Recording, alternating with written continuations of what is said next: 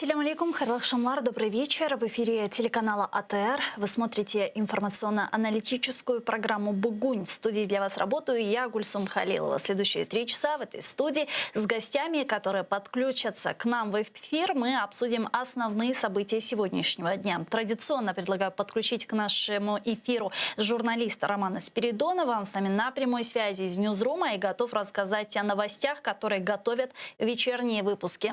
Заман. Рома, приветствую, мы слушаем тебя.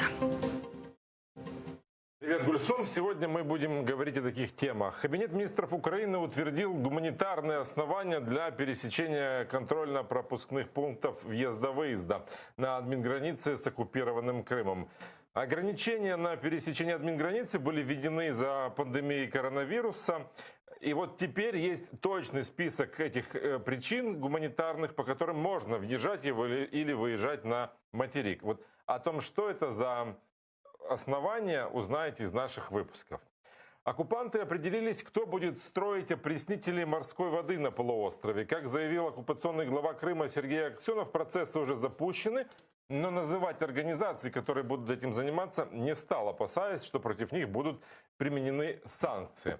Ранее вице-премьер России Марат Хуснуллин заявлял, что в оккупированном Крыму планируется строительство 2 опреснительных установок морской воды, но окончательное решение по их использованию еще не принято. Позже Хуснуллин говорил, что в Крыму установят опреснители только в крайнем случае. Неизвестно также, во сколько обойдется крымчанам такая вода, ведь ранее сообщалось, что установка опреснителей нерентабельна и стоимость такой воды будет золотой. В оккупированном в Крыму вчера зафиксировали 282 случая COVID-19. По данным оккупантам, еще 9 человек скончались в результате этой болезни. И даже по непроверенным данным, которые приводит оккупационная власть, на полуострове смертность от коронавируса растет. И ноябрь стал в этом плане рекордным по количеству погибших людей. За неполный месяц она уже наполовину выше октябрьских показателей. Ну и напоследок хорошая новость. Хороший динозаврик заговорит на крымско-татарском. Уже через месяц в эфире детского телеканала «Ляле» появится одноименный диснеевский мультик на родном для крымских татар языке. Авторы проекта решили не просто дублировать его с английского, но и адаптировать имена. В этом мультфильме можно будет услышать и голос нашего ведущего крымско-татарского выпуска Шевкета Наматулаева. Он озвучил эпизодического героя, причем отрицательного, который хотел съесть главного героя этого мультфильма. И все это делается для того, чтобы маленькие зрители имели возможность слышать родной язык с детства. Впрочем, темы, заложенные в мультике, совсем не детские. Это истории про путь домой и преодоление на пути всех трудностей, которые возникают в этом диком мире. Вот за процессом озвучки наблюдали наши журналисты для того, чтобы сегодня рассказать об этом новом проекте телеканала «Ляле». Гульсом.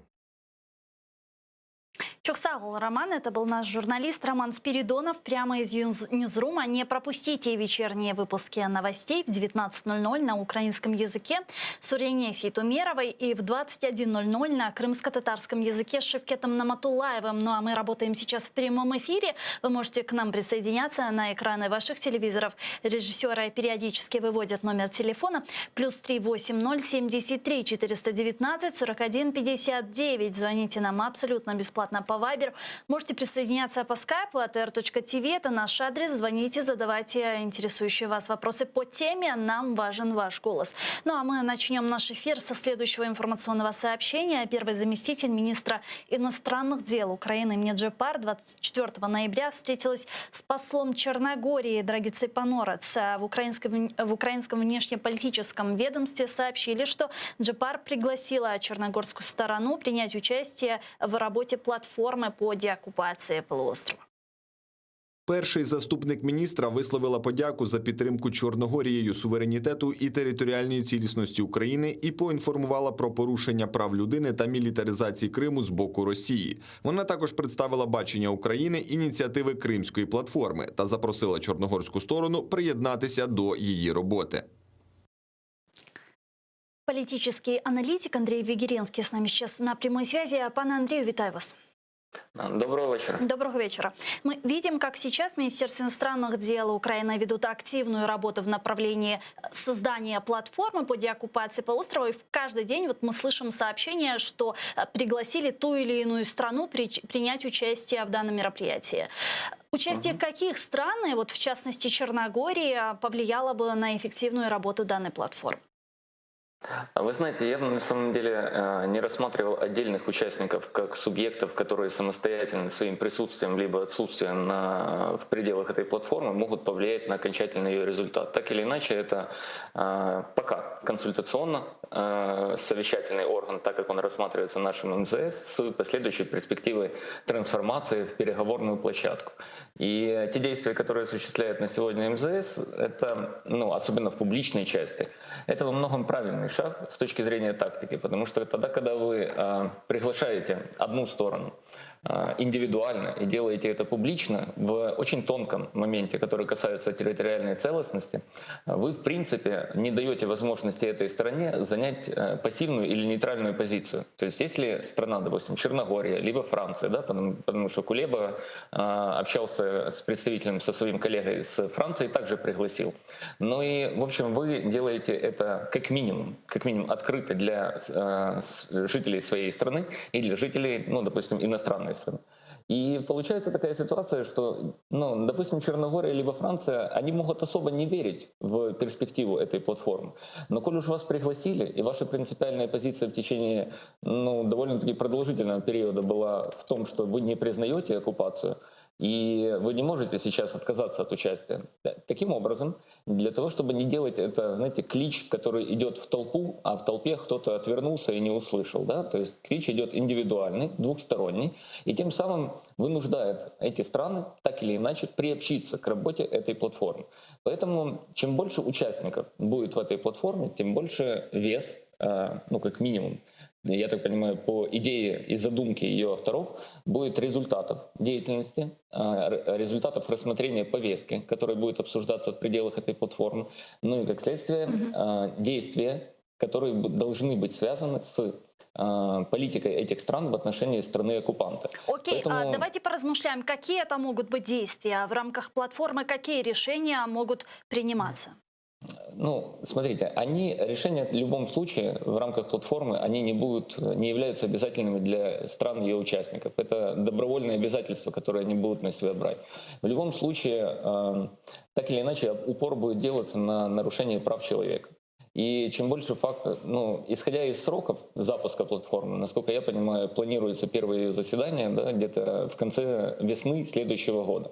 К тому моменту мы примерно будем понимать к тому моменту мы будем понимать примерное количество субъектов, плюс за это время, практически за полгода, у нас есть достаточно возможностей в украинской стороны собрать необходимое количество фактов. Допустим, даже вот у вас только что было в подводке информационных поводов информация о том, какое количество жителей оккупированного Крыма заболели на ковид и какую форму помощи, медицинской помощи они получают от страны-оккупанта. Дальше вопрос, допустим, с поставкой либо воды питьевой, либо той же электроэнергии, либо теплой воды, там тоже есть очень много вопросов. И это все во многом ложится на страну-оккупант.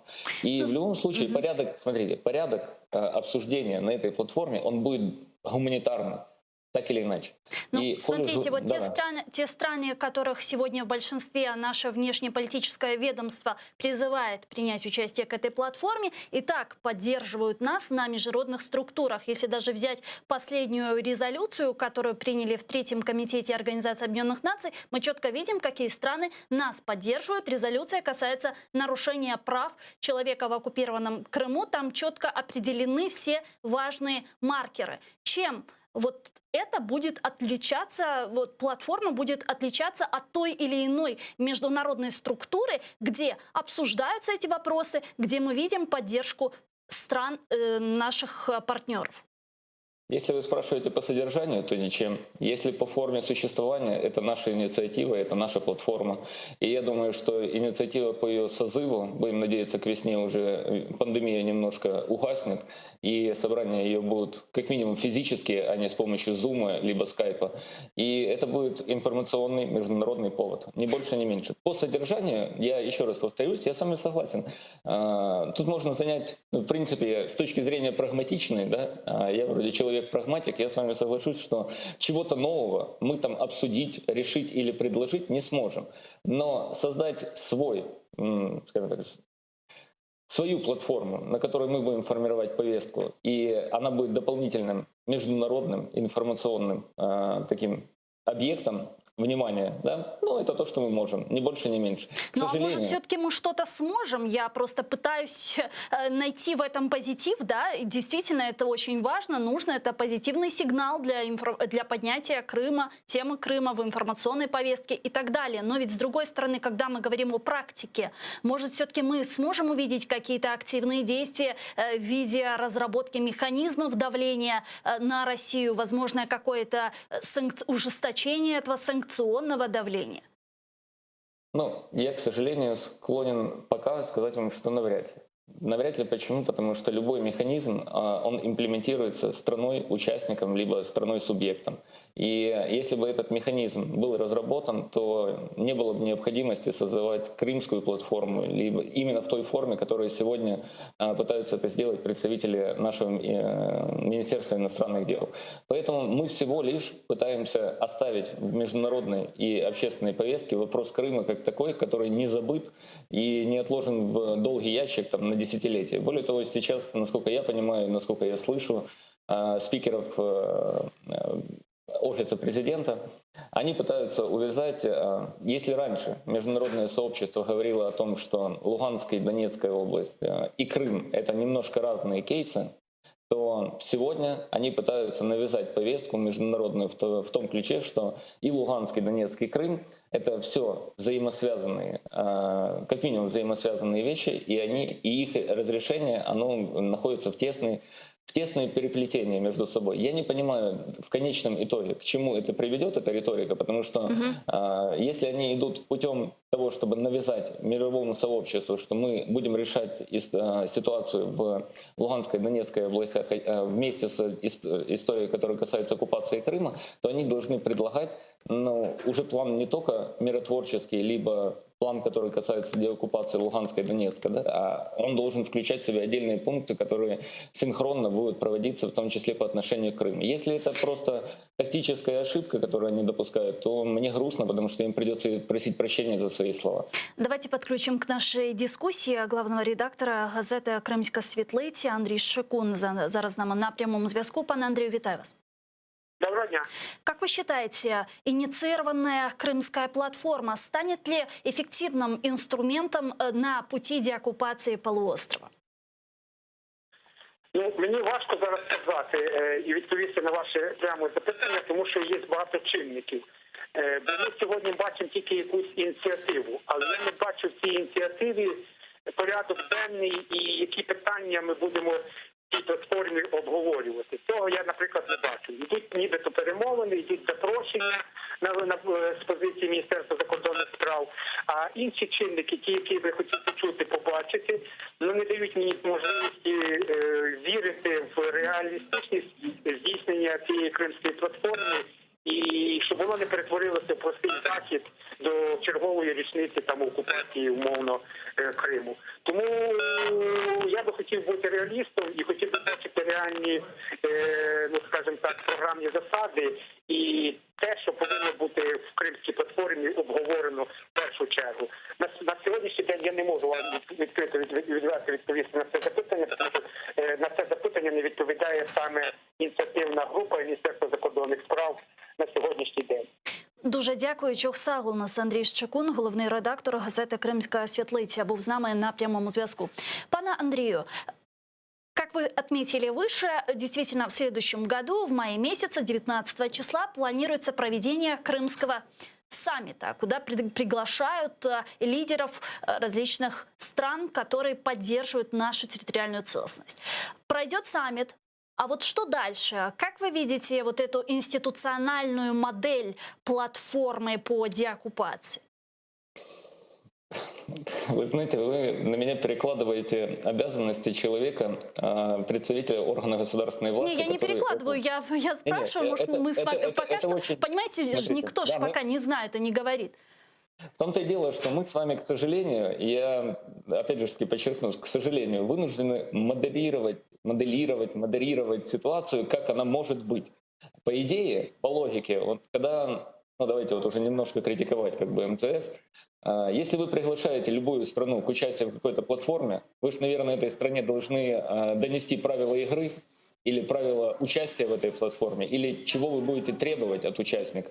Соответственно, если вы этого не озвучиваете, вы играете эту страну и ее руководство в темную. Да? То есть вы придите, примите участие. А в чем мы принимаем участие? Ну, посидим, пообщаемся. Так подождите, ну, посидим, пообщаемся. А что, мы резолюцию примем какую-то? А как это отразится на нашей внутренней повестке? А может, нам придется через парламент проводить какие-то документы, если мы там принимаем участие? А как это отразится на наших отношениях с Российской Федерацией? Это те вопросы, которые, в принципе, и Черногория, и, ну, простите меня, и Франция, они будут задавать Украине эти вопросы. И ответа на них нет. Если вы спрашиваете меня сейчас по форме, я, к сожалению, вынужден, наверное, предположить, что с амплитудой раз в полгода или раз в год в каком-то определенном месте будет собираться президия этой платформы, будут собираться представители СМИ, будут собираться представители общественных организаций, международных организаций по защите прав людей, правоохранители, в любом случае правоохранители, на котором будет формироваться повестка, то есть, ну, имеется в виду 1-2 ключевых вопроса, которые нуждаются в обсуждении. По результатам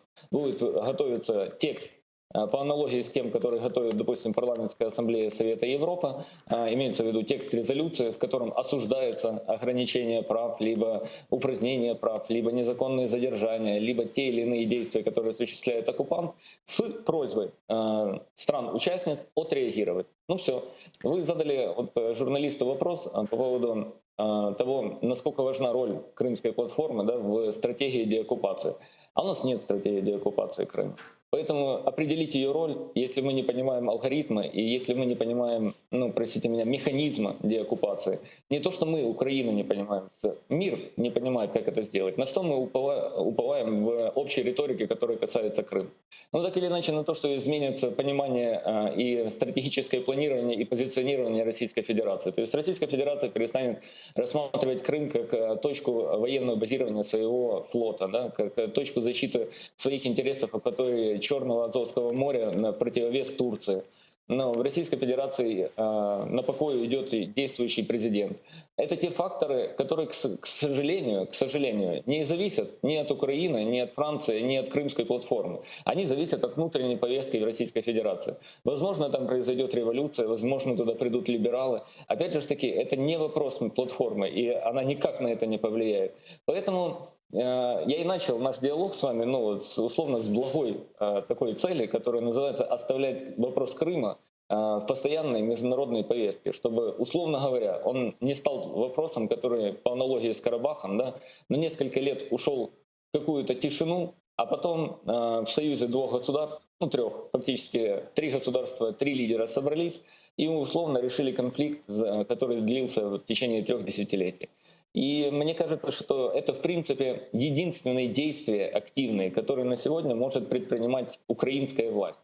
Не в силу того, что она какая-то так нехорошая, а другая власть, ну, другие политики, другие политические силы стали бы лучше, либо делали это качественнее, либо пели бы или кричали фальцетом или басом, понимаете, ну и это бы оказалось совсем другое воздействие.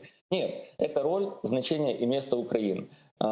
Держать в фокусе внимания Крым, за это время экономически становиться сильнее, укреплять свой флот, становиться субъектом в акватории Черного Азовского морей.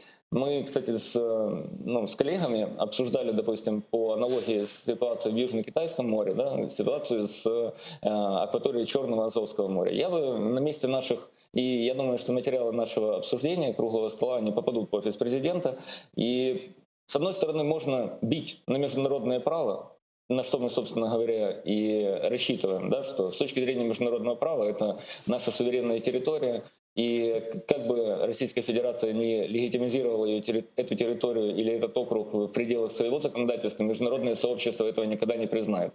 Но, с другой стороны, есть фактическая расстановка сил. И фактическая расстановка сил, она как раз заключается в том, что суверенные права на этой территории осуществляет Российская Федерация. Что может сделать Украина? Она может стать тем сучком, в горле Российской Федерации, в союзничестве, допустим, с той же Турцией, которая не позволит монополизировать положение Российской Федерации, по крайней мере, в экономической зоне интересов Украины в акватории этих морей. На данном этапе это союзничество недостаточно. Вот те действия, которые сейчас мы осуществляем в стратегическом партнерстве с Турцией. Мы только стали на путь стратегического партнерства с Турцией, потому что, понимаете, совместное производство беспилотников, либо совместные проекты, которые реализовывают турецкие подрядные компании на территории Украины, это недостаточно с точки зрения общей стоимости. Да? То есть если мы говорим о цене этих контрактов в пределах года, сколько это? $1 миллиард, $1,5 миллиарда. В пределах ВВП Турции это немного. Если мы говорим о том, как заинтересовать Турцию в Украине, мы должны говорить, наверное, все-таки о логистике, мы должны говорить о перевалке грузов, о возможности создания товарного коридора через территорию Украины, через, скажем так, с возможностью использования пресноводного Днепра для доставки грузов и товаров, которые будут идти из Турции в сторону Беларуси, в сторону стран Прибалтики. Мы должны говорить немножко о другом уровне партнерства. Плюс, не знаю, насколько это достоверная, недостоверная информация, но даже в части военного сотрудничества сейчас появились, с момента создания Министерства стратегической промышленности, господина Урусского, появились сообщения о том, что вследствие не совсем эффективной его деятельности, которая, опять же, не совсем идет с пониманием реформы Укроборонпрома, некоторые контракты, которые пытались заключить с турецкой стороной, они срываются, и вполне возможно, что вследствие таких действий господин Русский в ближайшее время будет отправлен в отставку. Поэтому мы вроде бы на международном уровне сотрудничаем с Турцией. Президенты встречаются, подписывают документы, но с другой стороны, в части, которая касается практического применения, возникают тонкости, которые уже теряются в пределах самого кабинета министров. Поэтому мне кажется, что все-таки, так или иначе, Крымская платформа, как форма, я подчеркиваю, форма, она необходима. Завышать от нее ожидания, что на ней будет разработан сценарий, это глупо, просто потому что она не способна этого сделать. Не способна сделать в силу того, что там не будет России. Так или иначе. Вы упоминали про COVID-19. Я бы хотела продолжить эту тему и обсудить с вами. А ведь в Крыму там складывается реально критическая ситуация с коронавирусной инфекцией. Там наблюдается рост госпитализации больных с COVID-19 на 20% по сравнению с минувшей неделей. А при этом из общего количества тех, кто продолжает лечение, больше сотни пациентов находятся в тяжелом и крайне тяжелом состоянии, если верить оккупационной статистике. Об этом заявил оккупационный глава Минздрава Крыма Александр Остапенко. Послушаем его. Общий уровень госпитализации пациентов с коронавирусной инфекцией и пневмонией увеличился с 767 на прошлой неделе до 933 на этой неделе. В качестве тревожного показателя, на мой взгляд, из продолжающих лечение пациентов 109 находятся в тяжелом и крайне тяжелом состоянии, 44 пациента находятся на ИВЛ. Подключим к нашей дискуссии еще Ольгу Богомолец, заслуженного врача Украины, доктора медицинских наук, профессора. Пані Ольга, вітаю вас. Всем доброго вечера и доброго здоровья. Доброго вечера. Доброго. Начнем с Крыма. Там сложная критическая ситуация с заболеваемостью. Каждый день количество заболевших растет. Что мы, как Украина, сегодня можем сделать для помощи граждан Украины, которые проживают на оккупированной территории? Пані Ольга. С учетом того, что территория эта оккупирована и у украинских властей нет доступа до этой территории, то говорить, чем мы можем помочь на сегодняшний день тем, кто болеет в Крыму, наверное, будет соотнесен не совсем правильно, потому что доступов нашей помощи, к сожалению, до Крыма нет. Поэтому вопрос, как правильно организовывать помощь, и понимание того, что какое реальное количество людей инфицировано, какое количество людей требует госпитализации, и как нужно планировать на завтрашний и послезавтрашний день количество медицинских учреждений, которые должны быть открыты. Поэтому абсолютно однозначно украинская власть должна, и то, что она может делать, заниматься прогнозированием заболеваемости, должна давать рекомендации Крыму, сколько каких больниц должно быть открыто, сколько каких больниц должно быть перепрофилировано. Вопрос другой, будет ли слушать эти рекомендации крымская власть. Тут как бы гарантировать никто ничего не может. Но мы понимаем, что из количества заразившихся 80% перенесут заболевание в легкой форме и смогут находиться дома. Поэтому всем гражданам, которые смотрят сейчас телевизор, крымчанам, я с удовольствием дам несколько советов, как правильно вести себя, если вы заболели ковидом, что нужно делать дома, как максимально уберечь себя от попадания в больницу. 20% будут требовать попадания в больницу, из них около 5% будут требовать интенсивной терапии и реанимации. Вернемся еще к этому, о мерах безопасности. Вот, пан Андрей, у меня к вам вопрос такой. Недавно вы, наверное, тоже слышали, что Алексей Резников, министр по вопросам реинтеграции временно оккупированных территорий, говорил о возможном размещении гуманитарных лагерей на административной границе с временно оккупированным Крымом для предоставления помощи гражданам Украины с Крыма. Насколько бы вот эти меры стали эффективными для помощи наших граждан?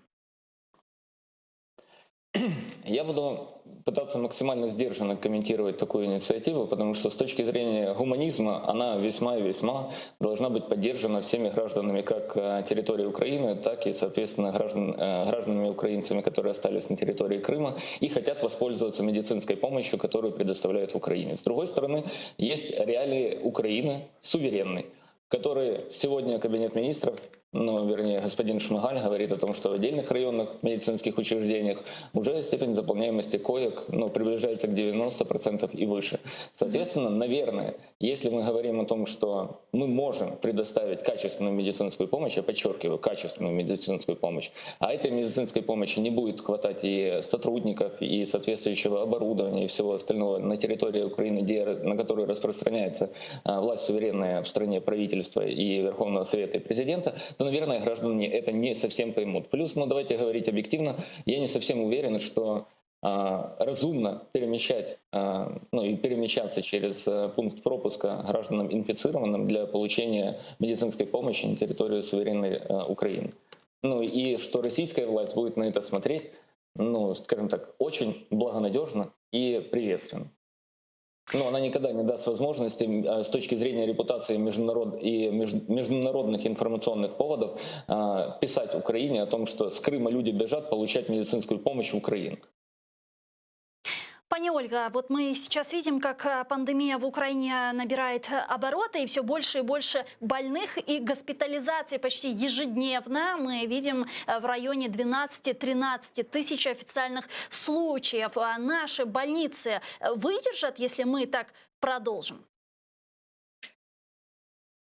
Мы должны сделать так, чтобы наши больницы выдержали, и чтобы не нужно было запускать механизм медицинской сортировки заболевших.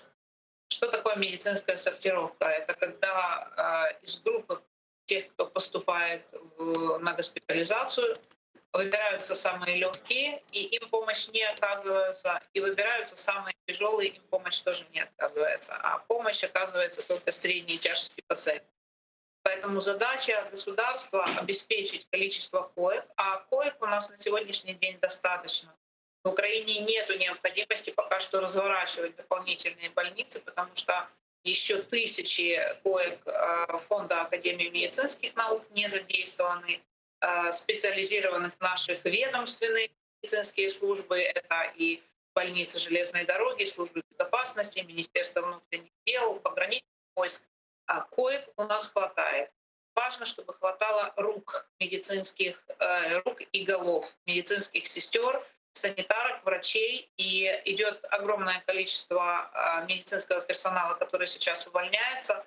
потому что доплата, например, санитарке, младшей медицинской сестре, там, 1000 гривен за уборку в помещении, где лежат ковидные больные, она совершенно не соответствует каким-то любым уровням цивилизационных отношений.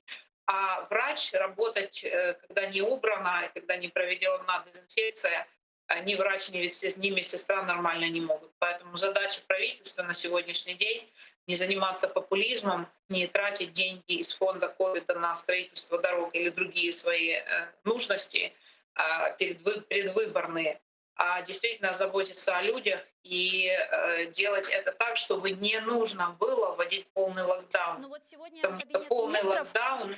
Сегодня как раз Кабинет министров Украины там заявили, что готовятся ко всем сценариям реагирования на ситуацию с коронавирусной инфекцией. И вот в частности правительство готовится к карантину на новогодние праздники. Давайте послушаем Дениса Шмигаля. Ми готуємося до всіх можливих сценаріїв, включаючи введення карантину на зимові свята. Наразі вся країна у помаранчевій зоні, діє карантин вихідного дня. Пане Андрею, вот как вы относитесь к возможному введению полного локдауна в нашей стране? Вот насколько наше общество, малый и средний бизнес готовы выдержать эти ограничения? Ответ от малого и среднего бизнеса будет отрицательный, не готовы выдержать. Но выдержат ли в случае введения? Да, выдержат, потому что это неизбежно. Вы не можете сопротивляться норме закона, особенно если она обеспечивается, ее выполнение обеспечивается принуждением. Я напомню, что, собственно говоря, это сейчас только господин Шмигаль начал говорить о том, что есть возможность и, скорее всего, необходимость ввести двухнедельный карантин, да, локдаун полный в течение, допустим, вот сейчас разговор идет о праздниках. Когда они предлагали карантин выходного дня, там не было консолидированной позиции в пределах Кабинета министров. Господин Аваков говорил о том, что карантин выходного дня, он не обеспечит и не является альтернативой полному локдауну. И он, кстати, прав, потому что та статистика, которой оперирует на сегодня СНБО, понимаете, это что же манипуляция информацией, потому что СНБО у нас на этой неделе сообщает о том, что за выходные у нас активность снизилась там на 70%. Я прошу прощения, вы знаете, как вы считали эту активность? Банковскими переводами, скорее всего. Просто других систем мониторинга для того, чтобы проверить активность расчетов, скажем так, в торговых сетях, кроме как проверить количество операций, которые проводятся по безналичной форме, их просто нет. Это абсолютно не значит, что люди не перемещались и не виделись или не находились на улице. Но давайте тогда уже в динамике. Если сегодня премьер-министр говорит о том, что у нас снижение просто перемещений уже благодаря информации мобильных операторов произошло на 30%, а покажите статистику за понедельник и вторник, насколько оно восстановилось или же наоборот усилилось, тогда, когда не работает карантин выходного дня. Поэтому, скорее всего, тут уже прагматизм, может быть, срабатывает, а может быть и нет. Потому что обычные январские праздники, период с 25 декабря, когда это стал тоже выходным в Украине, это уже плюс-минус начало месячного периода отдыха в стране, когда латентно страна работает. Соответственно, у кого-то раньше была возможность уехать за границу, но сейчас за границу мы вряд ли сильно много уедем. Так или иначе, разъедутся люди по домам. Да, действительно, перемещение будет меньше. Они будут находиться плюс-минус в стабильном кругу общения. Своих родных, близких, либо знакомых. Но, с другой стороны, это вопрос действительно снижения перемещаемости и контактов физических между людьми. Если вопрос касается бизнеса, то я так понимаю, что ответом и успокоением для бизнеса должен стать пакет законопроектов, которые готовятся к представлению и принятию в Верховном Совете. И за него проголосуют. Проголосуют, потому что все символизмы, которые связаны с выделением денег на финансирование, и у нас находят поддержку любых политических сил. Но вот сегодня президент Украины... деньги они найдут. Сегодня президент Украины Зеленский говорил о том, что собственникам ФОП будет выделено по 8 тысяч гривен единоразово. Предлагаю вместе его послушать. Якщо ви ФОП і змушені закрити, наприклад, свою кав'ярню, як приклад, або найманий працівник і вас звільняють, бо кав'ярня, де ви працювали, на жаль, закривається, ви зможете отримати допомогу в розмірі 8 тисяч гривень. Як саме? 3 прості кроки. Зайти в додаток «Дія», ввести короткі дані і номер банківської картки. Далі перевірка даних і максимум через декілька днів 8 тисяч гривень приходять вам на карту. У меня здесь возникает масса вопросов. Ну, во-первых, это нагрузка на бюджет, который еще не приняли. Где будут брать деньги? Откуда будут брать деньги? С ковидного фонда? Если нет, то с какого другого места? Насколько 8 тысяч могут помочь вообще в этой ситуации бизнесу, который и так на грани выживания? Пан Андрей. Да, в этом не вопрос. Ну, смотрите, у меня вопросов, наверное, чуть побольше, чем у вас. Просто в силу того, что значит прекратить деятельность. Прекратить деятельность ФОПа на выходных, либо прекратить существование ФОПа вообще. Приостановить его деятельность. Ну, как основание для получения 8 тысяч. 8 тысяч – это за какой период прекращения? 2 дня или месяц? Но если у меня оборот по предприятию, допустим, за год 1 миллион, то каким образом мне 8 тысяч помогут, ну, по предприятию, по субъекту предпринимательской деятельности, каким образом мне 8 тысяч помогут содержать семью? Что это за альтернатива? Вы говорите о бюджете, а мне кажется, что если мы ввели карантин выходного дня, начиная с ноября месяца, то выплаты соответствующим ФОПам должны осуществляться тоже с ноября. Соответственно, это бюджет, который охватывает ноябрь и декабрь текущего года, плюс заложенное финансирование в бюджете на следующий год. А в бюджете на следующий год эта помощь, она предусмотрена? Но тоже нет. Поэтому это президента в видеоролике все как бы очень легко и просто и хорошо. А для ФОПа, с юридической точки зрения, ему нужно будет подтверждать под прекращение своей деятельности. И каким образом? Ну, выпиской, скорее всего, с реестра, да, которую он сможет получить в электронном виде, но эта выписка будет о чем? О том, что он на выходных не работал, таких выписок реестр не дает. Он может дать выписку о том, что с такого-то числа деятельность прекращена. Но помощь, которая касается сотрудников, ну давайте посмотрим средний размер оплаты труда сотрудников по предприятиям, по юридическим лицам. Он выше, чем 8 тысяч гривен. Поэтому на самом деле вопросов к алгоритму много. А другой вопрос очень, очень простой, прагматичный – это средства. Если мы говорим о средствах, давайте смотреть объем заимствования в бюджете на следующий год. Это 700 миллиардов гривен. Из них должны быть покрыты внутренними заимствованиями 500 миллиардов гривен. Но погашение предыдущих 300, соответственно, плюс 150 – это дополнительный ресурс, который должны бросить кто-то, какие-то иностранные, либо внутренние силы в то, чтобы профинансировать государственный бюджет. Ну, а исходя из этого, мы с вами не знаем, откуда будут браться деньги вообще на финансирование государственного бюджета, не говоря отдельно о фондах, которые касаются поддержки предпринимателей. Поэтому давайте дождемся все-таки документов, которые Кабинет министров сегодня утвердил, посмотрим или послушаем, кто будет их представлять в парламенте. Будет это господин Марченко или будет это министр Степанов. Ну и поймем на самом деле, что именно нам предлагают. И когда очень важный момент – оперативность получения этих средств. Потому что вот как с финансированием доплат медикам, их можно ждать несколько месяцев. Точно, я так почему-то предполагаю, что точно так же можно будет ждать перечисления с казначейского счета на ваш личный счет в банковском учреждении этой помощи. Вернемся еще к этим вопросам. Пани Ольга, у меня вот к вам такой вопрос. Многие надеялись, что как только вакцина против коронавируса будет проведена, вот массовая вакцинация будет проведена, вот коронавирус окажется побежденным, и все придет в норму. Вот оправданы ли эти ожидания?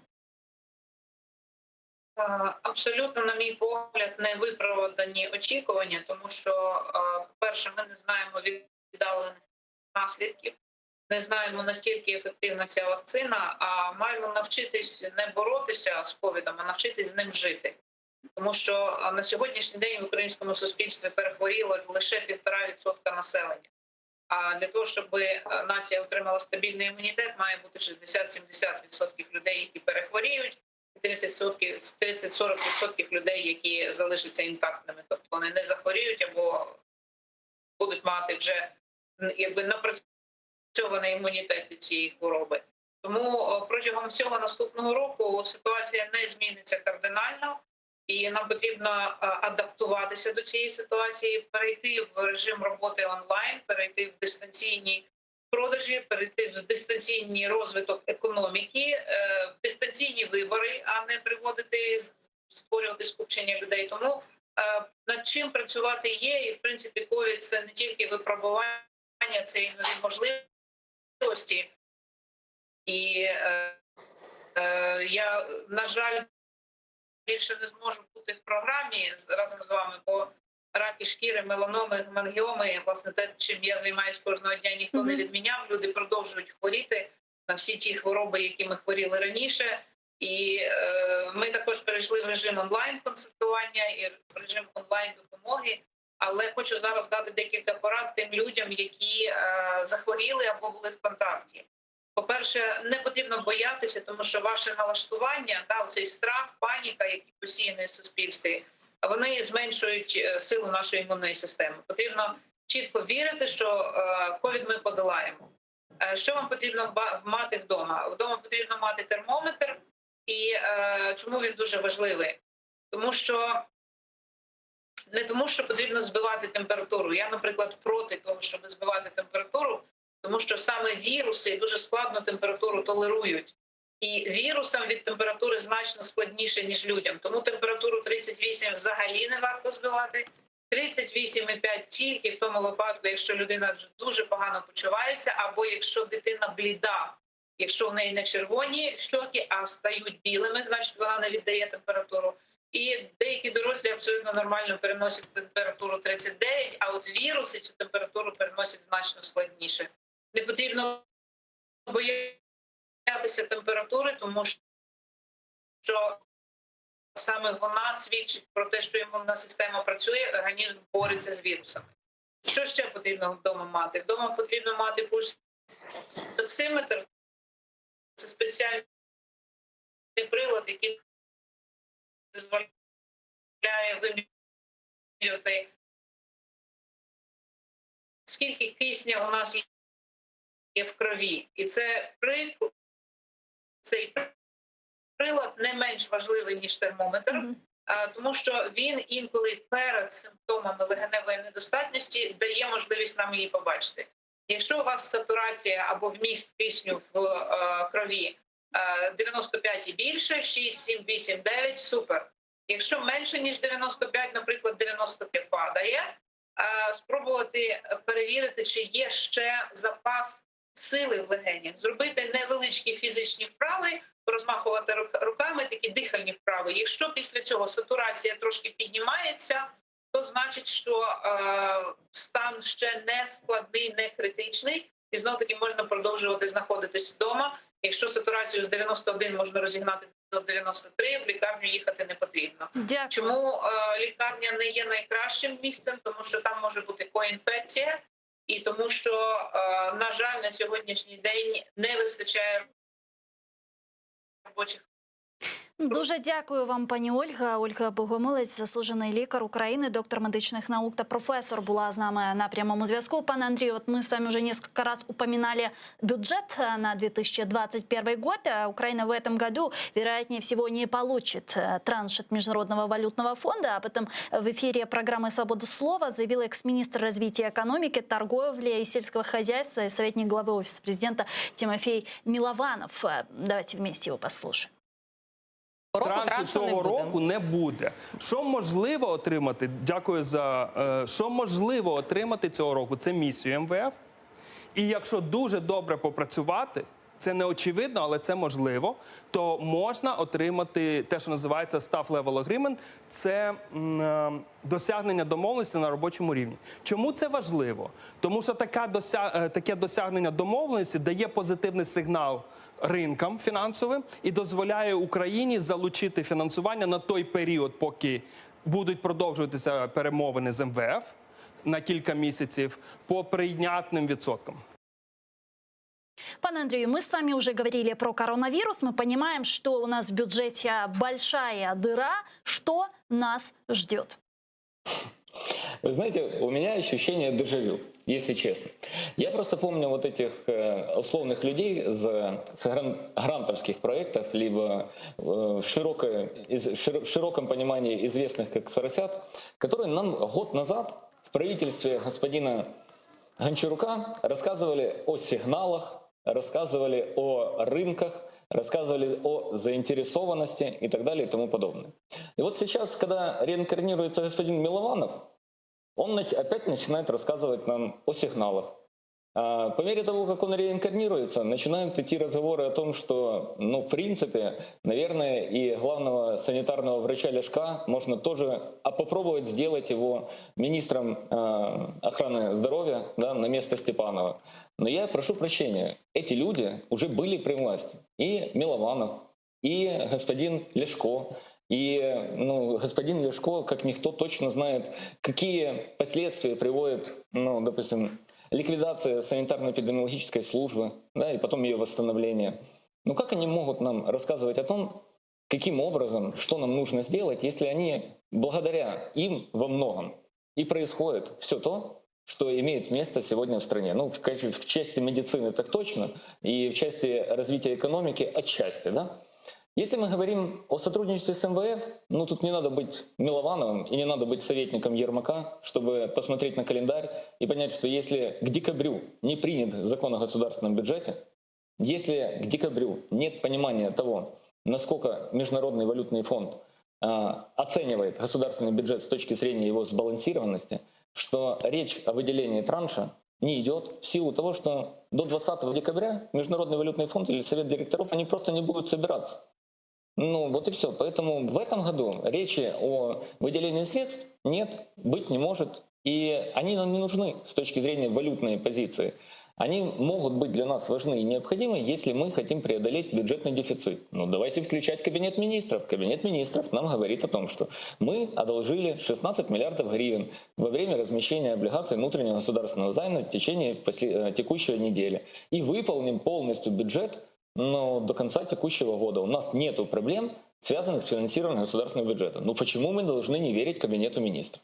Но мы всегда ему верим и хотим верить. Поэтому государственный бюджет в этом году мы выполним, все статьи расходов профинансируем, а то, что на едином казначейском счету иногда бывает крайне мало денег и защищенные статьи не финансируются, да, примерно миллиардов это на 20, на 30, это всего лишь временное явление, и оно пройдет. Вот примерно вот такая вот позиция. Что нас ждет в следующем году? А если без сарказма? Чем будем перекрывать дефицит? Если без сарказма, без изменений, если мы говорим о том, как, то я вам отвечу, что первое, что должна сделать Верховная Рада, это изменить закон о Национальном банке и вернуть возможность Национальному банку финансировать напрямую правительство. Но этого не будет, потому что наши международные партнеры скажут нам нельзя. Без этого у нас не может быть механизма, который называется эмиссия денег. Которая, кстати, имеет место и в Соединенных Штатах, и в странах Европейского Союза, когда центробанки напрямую финансируют правительство. Без этого мы гривну не напечатаем. И это хорошо для части общества, и оно будет воспринято как положительный сигнал, потому что не будет разогнанной инфляции, не будет девальвирующей гривны. И денег, наверное, тоже не будет, потому что к декабрю я очень слабо верю в то, что хоть кто-то из инвесторов приходит в страну покупать ценные бумаги в экономику, которая потенциально, скажем так, это только на бумаге в Кабинете министров, она будет расти в следующем году на 4%. Не будет роста на 4,6% валового внутреннего продукта в стране. Как будем перекрываться? Вероятнее всего, но обяжут Верховный Совет в течение декабря и января, я склонен думать, что скорее в течение декабря, принять ряд ключевых документов, которые станут предлогом или предысторией предоставления нам макрофинансовой помощи Европейского Союза и Международного валютного фонда. Это будут исключительно нормативные документы, которые, усилят позицию Национального банка с точки зрения его независимости, возможно, одним из таких документов станет закон о службе безопасности Украины, который, кстати же, коллеги из условных грантоедовских проектов, аналогов, выходцами из которых являются люди, о которых мы сейчас говорим, разрабатывали в комитете этот законопроект, он разрушает службу безопасности Украины, но тем не менее он устраивает этих представителей. И хотите денег, принимайте закон, который ликвидирует фактически вашу спецслужбу. Вот и все. То есть мы сами себя поставим на колени, на этих коленях доползем до того источника воды, который обычно приползаем в крайние моменты, и будем его пытаться открутить всеми своими усилиями. Но я не думаю просто, что это будет так же просто, как и все предыдущие разы. Почему? Потому что 226 голосов крайне сложно на сегодня найти в Верховном Совете. На самом-то деле. Давайте перейдем к Донбассу, к следующей теме. Там вчера во время последнего заседания трехсторонней контактной группы Россия впервые поддержала план боевиков по Донбассу. Украинская сторона ожидает подтверждения теперь позиции от России. Украинская делегация попросила российскую сторону это подтвердить. И, вероятнее всего, сегодня на очередной встрече глав делегации трехсторонней контактной группы Россия все же даст свой официальный ответ. И я предлагаю послушать, что предусматривает дорожная карта, которую предлагают боевики, по сути, Кремль. Створення дорожньої карти з 15 кроків. Подання президентом Володимиром Зеленським змін до Конституції для закріплення в ній окремих районів Донецької та Луганської областей. Ці зміни разом з особливим самоврядуванням повинні діяти до 2050 року. До цієї статті має бути заборонено внесення змін без думки місцевого населення. Цю ж думку можна буде дізнатися під час референдуму, який рекомендують провести в період від 2045 до 2049 років. Проведення виборів до передачі кордону. Затвердження цього плану Верховною Радою. Леонид Кравчук сообщил, что со стороны России были предприняты попытки навязать Украине план по прекращению конфликта на Донбассе, придуманный сепаратистами в ОРДЛО. Вот как он это прокомментировал. Представники ОРДЛО, які не входять в ТКГ, а тільки беруть участь у ній, подали свій план давно. Його схвалила Росія. Було запропоновано його прийняти. Ми його не прийняли, тому що він, на нашу думку, не відповідає прийнятим раніше Верховною Радою рішенням. Народный депутат Украины 7-8 созывов Виктор Чумак подключается к нашему эфиру. Витаю вас. Добрый вечер. Доброго вечера. Ну, до этого Алексей Арестович буквально за 2-3 недели говорил о том, что Россия чуть ли уже не согласилась взять за основу вот тот план совместных шагов, который предложила украинская сторона. Сейчас риторика поменялась. Что бы это значило, пане Викторе? Ну, як вам сказати, ми ще можемо слухати Арестовича, доки його не змінять там в ТКГ. Будемо слухати Кравчука, доки його не змінять в ТКГ. Ми будемо слухати ще це років з 10, з 15, можливо, більше. Тому що, в принципі, розумієте, коли є бажання, скажімо, припинити конфлікт, тоді шукаються взаємовигідні умови. Коли такого бажання немає, тоді, в принципі, кожна сторона висловлює свої умови, які ніколи однієї з сторон не будуть прийняті.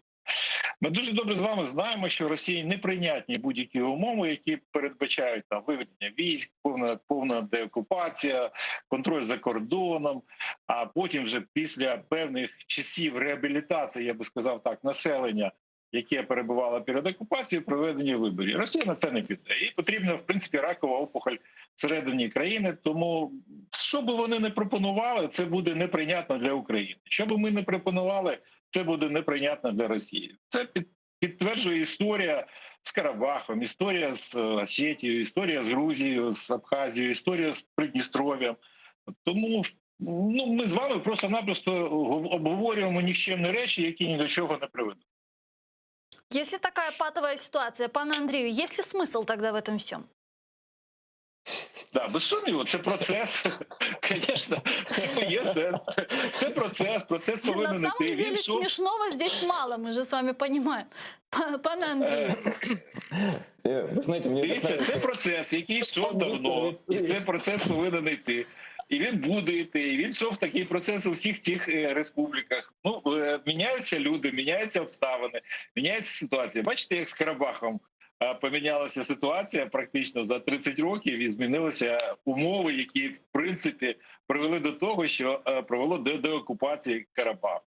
От, точно так же і тут вся ця історія, вона повинна відбуватися, тому що є обов'язки президента проводити або його зобов'язання, або його обіцянки про те, що він буде робити певні кроки для деокупації Донбасу. Він не може говорити про це по-іншому, він буде говорити про це тільки так, як хочуть чути його виборці.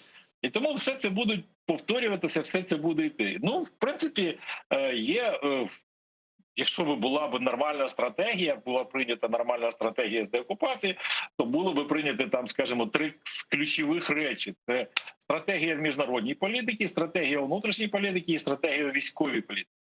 От і вся історія. Там три нормальних напрямки, які потрібно розвивати країні для того, щоб провести колись деокупацію. Я б хотів би сказати, що знаєте, з такою ситуацією, як там зараз є в ОРДЛО, ми можемо скоріше Крим повернути, ніж ОРДЛО, тому що Крим на сьогоднішній день обходиться Росії набагато дорожче, ніж Донбас.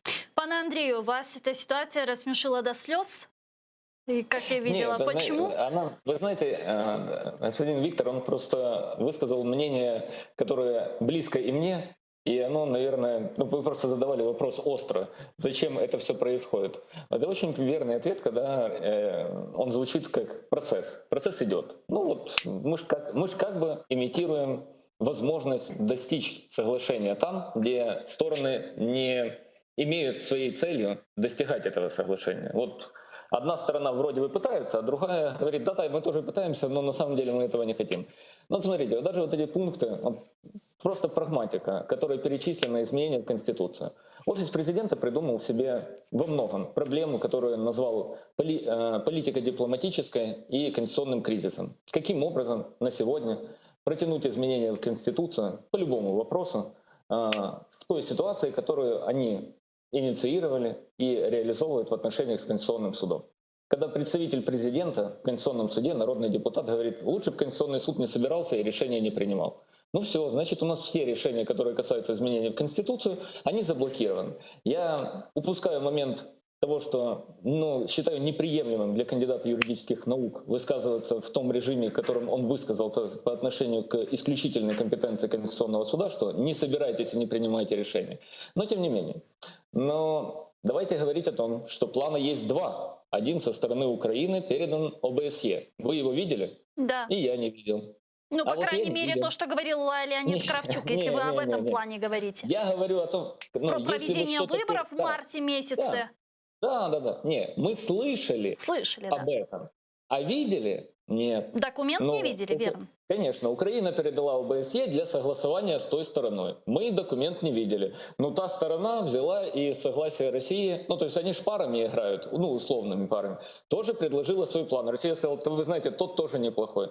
А вы наш рассмотрели? Мы этого тоже не знаем. А мы свой знаем? Не знаем. И вот мы находимся в процессе постоянного обсуждения, а они находятся в процессе постоянного поиска решения и компромисса, когда не пытаются и не хотят его найти. То есть, по сути, можно ли сделать...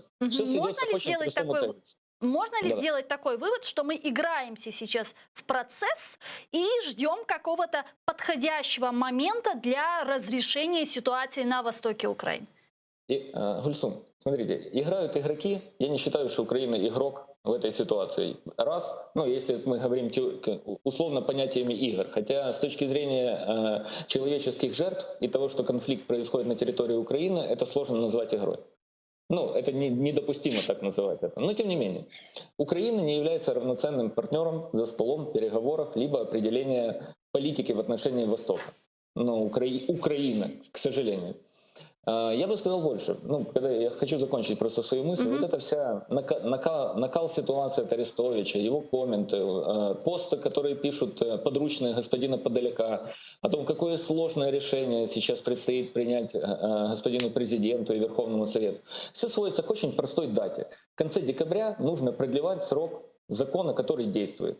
Об особенности местного самоуправления на отдельных территориях Луганской и Донецкой областей. Это раз. И второе, это то, что в конце декабря заканчивается годовой срок, который отдавал президент Украины для мирного урегулирования ситуации на Востоке. Все это приводит только к одному, чтобы склонить народных депутатов проголосовать в 226 голосов и продлить еще на 1 год этот закон.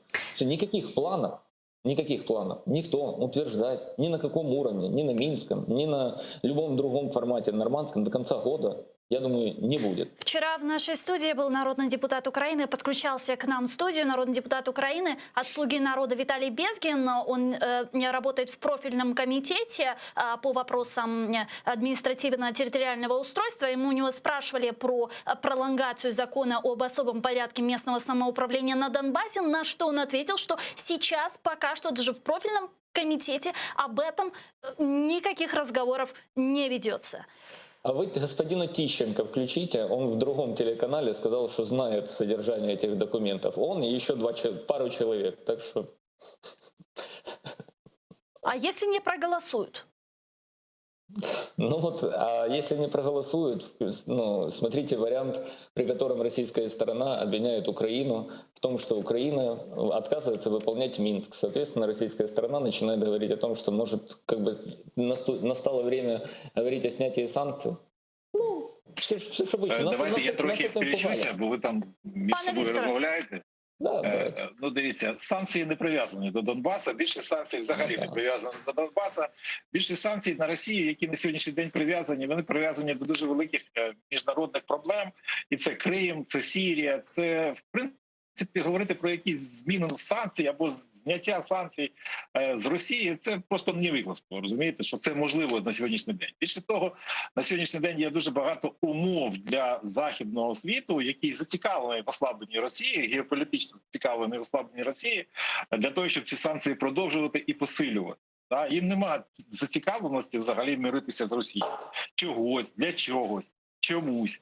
Тому що, в принципі, немає. Навіть на сьогоднішній день Германія не зацікавлена, або, скажімо так, починає розуміти у слабості Росії і про те, що можна зараз дотискувати Росію до такого ж стану, як дотискували колись Радянський Союз до його максимального послаблення і росту. Це з точки зору там геополітичних, скажімо, ігор, шахівниці і все таке інше, про які казав. Тепер щодо наших маленьких справ, які є на сході України, які, в принципі, для світу є всього-навсього маленькими справами, нашими справами, тому що ми не є центром світу, на який дивляться всі, розумієте?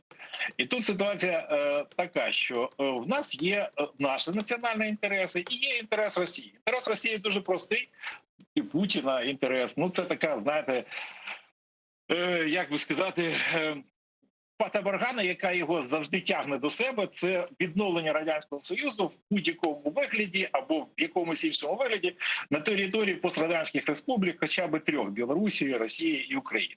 Це от такий квазірадянський Союз відновити з гегемонією Росії. І тут ситуація така, що це не співпадає з нашими інтересами. Що би там не пропонувала Росія, це не буде співпадати з нашими інтересами, тому що, в принципі, геополітичний інтерес Росії, України абсолютно інший. Він визначений практично рівнем підтримки українського народу, того, що ми, в принципі, хочемо розвиватися як країна західного світу, а не як країна візантійсько-російського типу. Це трохи інший тип країни, і ми хочемо розвиватися за іншим типом країни, там, де є безпека і комфорт проживання, а не там, де є небезпека і немає комфорту проживання. Я не кажу про НАТО, про Європейський Союз, я про це не кажу. Я кажу про тип розвитку і тип належного врядування, який може існувати в тій чи іншій країні. Тому тут ситуація така, що в нас ніколи не будуть збігатися інтереси з Росією. Ніколи. Поки там буде існувати візантійський тип держави. От той тип держави, який на сьогоднішній день там є. І говорити про те, що ми зможемо з ними узгодити позиції, це неправда. Якщо ви хочете почути, що говорять народні депутати, як вам сказати, вони, в принципі, говорять те, що їм кажуть, там пишуть подоляк в темні. В принципі, якщо нема розуму, то читай темніки. Але якщо ти маєш розум і ти розумієш, що тут ніколи нічого не збіжиться, то треба, в принципі, говорити про те, що треба мати свою власну стратегію. Ця стратегія повинна передбачати 10-15 років чітко там, для того, щоб, в принципі, розуміти, куди рухатися, а не реагувати реактивно на, я не знаю, там, чих Пушиліна чи слово Арестовича. И рухатися в цьому напрямку. Вот и вся история. Про стратегию мы еще с вами поговорим. Пане Андрей, вот у меня к вам один такой еще вопрос. Может, вот выше, если взять во внимание вышеупомянутые факты, может, уже стоит говорить об имплементации плана «Б», о котором нам говорили, он вообще есть? Как думаете? Исходя из того, что пытаются склонить народных депутатов проголосовать тот документ, который есть, я предполагаю, что плана «Б» нет. Вот и все. Поэтому, понимаете, блеф, который начинался в прошлом году, что мы перейдем через год к плану «Б», но нужно было чем-то подкреплять. Его не подкрепили. Поэтому вот и все. Можна я знову вклинюсь? Пане Андрій, я просто хочу з вами чуть поопонувати в цьому плані. Я думаю, що план «Б» – це якраз таки і є призначення Кравчука і Арестовича в ТКГ. Це призначення тих людей, які ніколи нічого не зроблять. Розумієте? Оце і є план Б. Да? Тому що всі дуже чітко розуміють, що в принципі ці люди не зможуть реалізувати жодного завдання з деокупації, жодного завдання з підготовки. Бачите, пане Вікторе, я чомусь думав, що план Б... Тому це і є план Б. План Б, в принципі, це просто робити певний процес і думати про те, що можна зробити через 5-10. Пане Андрій. Бачите, ми просто з паном Віктором, будь-як юристи, схильні були б розглядати план Б не з точки зору персоналі, а з точки зору форматів і протоколів і документів. І коли президент сказав про те, що він бачить план Б, то план Б мав би передбачати відмову від того, що називається Мінський протокол. І інший якийсь етап. Але от тому я і кажу, що я іншого плану Б, чи іншого плану, ніж того, в якому Україна знаходиться протягом останніх 5 років, в розумінні чи баченні Офісу Президента не знаходжу. А персоналі, Арестович, його можна було слухати до призначення, можна буде слухати після призначення. Філософ з великої букви. А пан Кравчук, мені не зрозуміло насправді, навіщо людина свою політичну кар'єру завершує на такому місці, яке навряд чи принесе їй славу чи місце в історії з точки зору позитиву.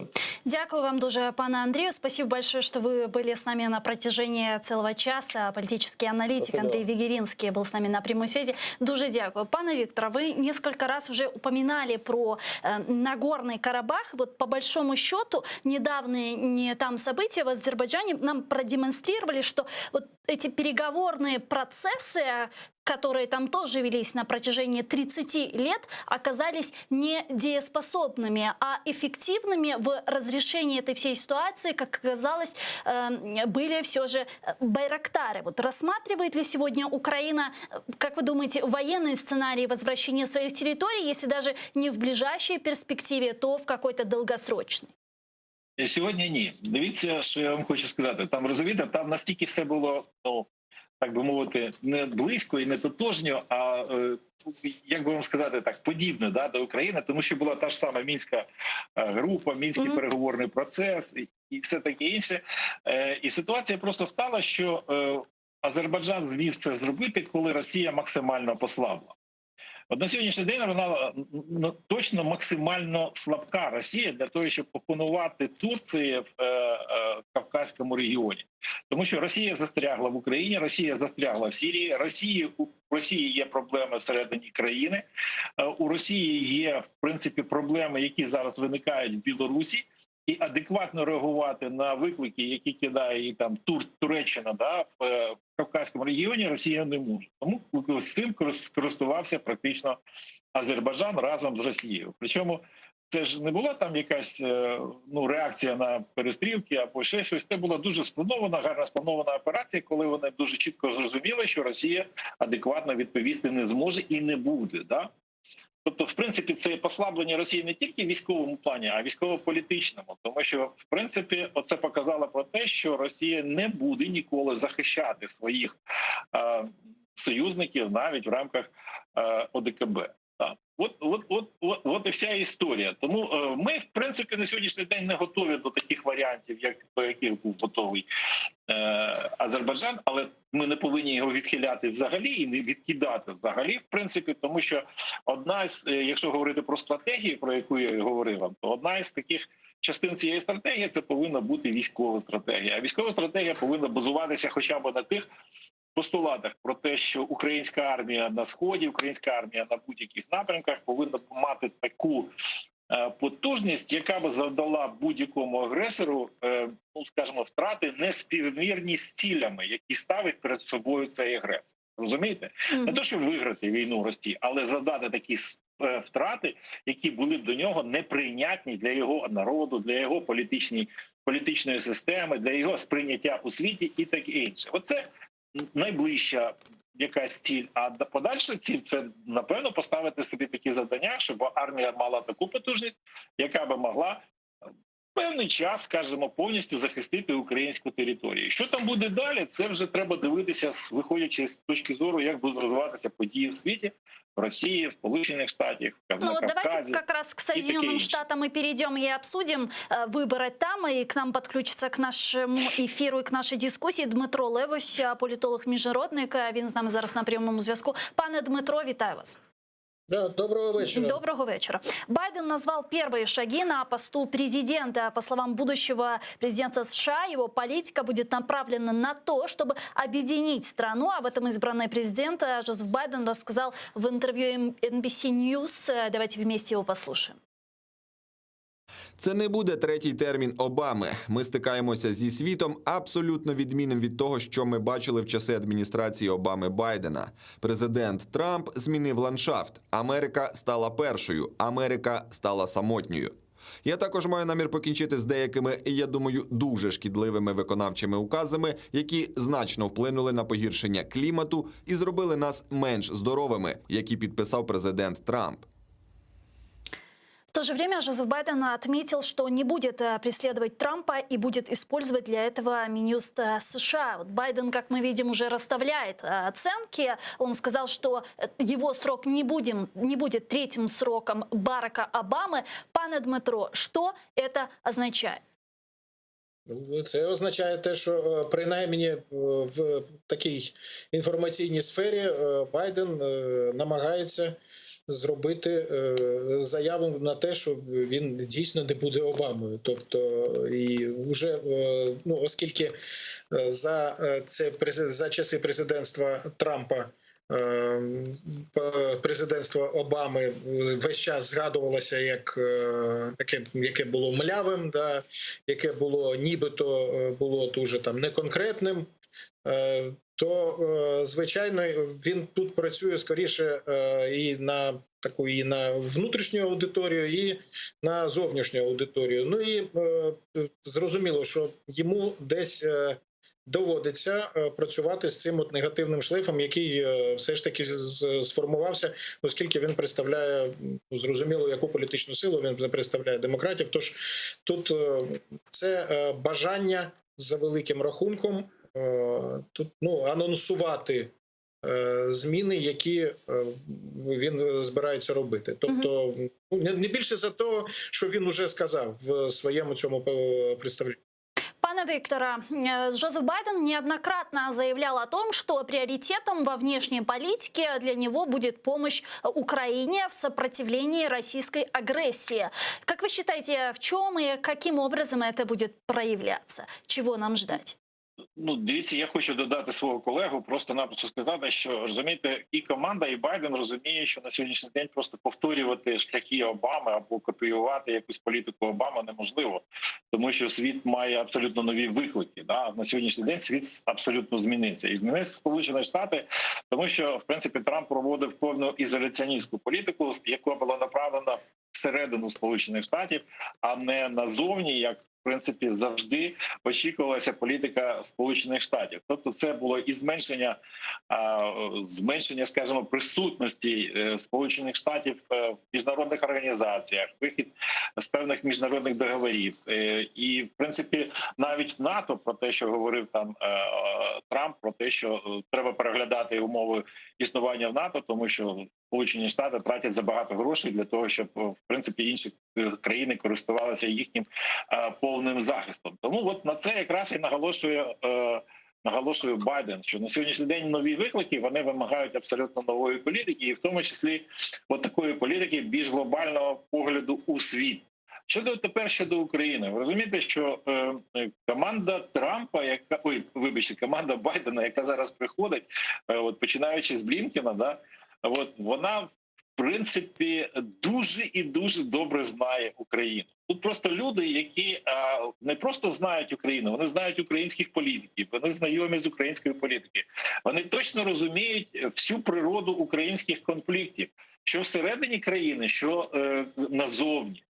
І тому точно їм не треба пояснювати, що у нас іде не внутрішня війна, а війна з Російською Федерацією. Якщо для Трампа Україна була це мегадалека галактика, да? Ну, далека галактика. Він не сприймав це як виклик особистий. То для Байдена, який, в принципі, тут був 5 разів, для того ж Салівана, для того ж Карпентера, який працює там в цій команді, робота з українськими політиками, вона була просто-напросто щоденна в часи їх минулої каденції. Тому для них, в принципі, не треба нічого буде пояснювати. Вони точно розуміють, що необхідно Україні і як потрібно це робити Україні. Але разом з тим, ця команда демократів, яка зараз приходить, вона причетна до серйозних перемог, скажімо, українських, особливо антикорупційних перемог, особливо побудови антикорупційної інфраструктури. І тому от їхня політика буде направлена дуже прагматично. Ми будемо допомагати максимально. Зброя, летальна зброя, кошти, через МВФ. Але ми будемо допомагати це не просто-напросто так, тому що ми вас любимо, а ми будемо допомагати тільки в обмін на реформи і в обмін на кроки, які, в принципі, очікують від України вже останні 10 років. Пане Дмитро, и вот если говорить о санкционном давлении на Россию, и если вспомнить закон, который приняли в Конгрессе 2017 года, санкционный закон против ближайшего окружения президента России, это санкции на триллионы долларов, и вот этот закон администрация Дональда Трампа всячески блокировала. Как вы думаете, будет ли этот закон имплементирован? Ну, є певні сигнали, що ці санкції з пекла, так звані, вони дійсно стануться. Я, до речі, абсолютно тут згоден з паном Віктором щодо того, що тут крім цих санкцій, про які ви сказали, що саме напрям антикорупційної роботи з Україною, він буде дійсно дуже важливим. І на це є теж такі певні вказівки. Тут і ця стаття Washington Post, яка тут трохи наробила галасу в Україні, де йшлося аж про те, що про санкції тут не про російських політиків, а про такі певні натяки про санкції. Да, про українських політиків і про суддів Конституційного суду, які, тобто, так, архітектура, ця антикорупційна архітектура, це, так би мовити, це в тому числі і авторства от тих людей, тієї команди, яка приходить наразі. Тож, і більше того, у мене є таке враження, що ці санкції із пекла, які врешті-решт вони будуть прийняті, це буде доволі швидко. Так само, як і робота щодо цієї антикорупційної наповнення, знову ж таки, з адміністрацією Зеленського робота, оскільки дійсно тут не треба входити в курс справ. Ну, пан Блінкен скільки разів він був в Україні, той, що, скоріш за все, стане державним секретарем. Тому тут є такі сподівання, що це станеться так не одразу. Ну, зрозуміло, так, робота почнеться десь всередині січня, там наприкінці січня, але порівняно з тим, як це відбувалося під час приходу до влади Трампа, ці всі речі можуть стати так надто стрімкими і несподіваними. І знову ж таки, санкційна політика, вона розглядатиметься не тільки там у відриві щодо російських діячів. От тут можна спитати пана Андрія Деркача, як людину, яка вже отримала санкції якраз в цьому контексті. Тобто, я думаю, що це та тенденція, яка теж буде продовжена. Тобто, всі, хто зав'язаний на Росії, реально можуть отримати санкції. Пане Виктора, мы видели, как Дональд Трамп проводил такую мягкую политику в отношении Кремля. И вот многие эксперты говорили о том, что как раз при Дональде Трампе Соединенные Штаты потеряли свое влияние в мире из-за его вот этой политики отказа быть мировым жандармом и так далее. Вот как вы думаете, при Жозефе Байдене возможно ли какое-то реальное, серьезное санкционное давление на Россию, вот внесение вот этих санкций из ада, о которых говорил пан Дмитро? Ну, дивіться, я не прихильник того, або я не говорю про те, що Сполучені Штати – це світовий жандарм, розумієте? Я думаю, що це країна, місія якої є якраз таки просування демократичних стандартів в світі. Так? Ну, можливо, іноді і не дуже хорошими методами або не дуже приємними методами для деяких, скажімо так, або корумпованих, або авторитарних лідерів. Тепер щодо Росії. Справа в ось чому, що в принципі ментальність Трампа як бізнесмена, вона дуже була схожа з ментальністю Путіна і з ментальністю, ну скажімо так, російських бізнесменів і з російською політичною елітою. Вони трохи були схожі, тому що от Байден, Обама, це розумієте, це такі представники Deep State, глибинної держави Сполучених Штатів, які в принципі говорять про первинність політики, а не бізнесу.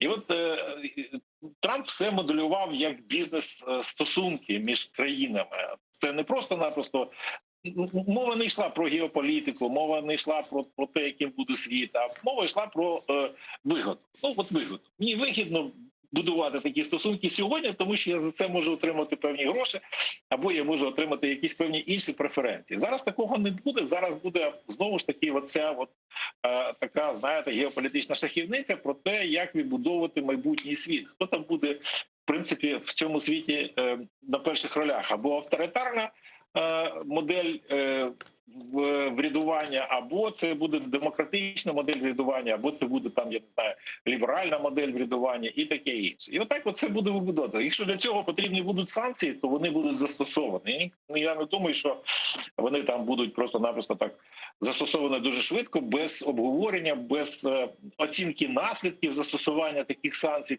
для відносин там двох країн і для відносин цього світу. Це все буде зроблено, це все буде переглянуто, якщо воно вже не зроблено. Якщо воно зроблено, якщо в цьому є на сьогоднішній день набагато вигіда, а як на мене, то сьогодні дуже вдалий час для того, щоб в принципі застосувати якісь санкції до Росії, тому що вона на сьогоднішній день і так слабка, і оце послаблення, ще більше послаблення Росії, воно зараз в інтересах Сполучених Штатів, і вони можуть це зробити. Ну тому от така історія. Дуже дякую вам, Чухсал. У нас Віктор Чумак, народний депутат України 7-го та 8-го скликань, та Дмитро Левось, політолог міжнародник, були з нами на прямому зв'язку. Чухсал, у нас дуже дякую вам. Ну а я с вами вынуждена попрощаться. Мы прощаемся ненадолго, всего лишь на 5 минут. Далее мы продолжим наш эфир уже на крымско-татарском языке. Не пропустите. Корушкевич.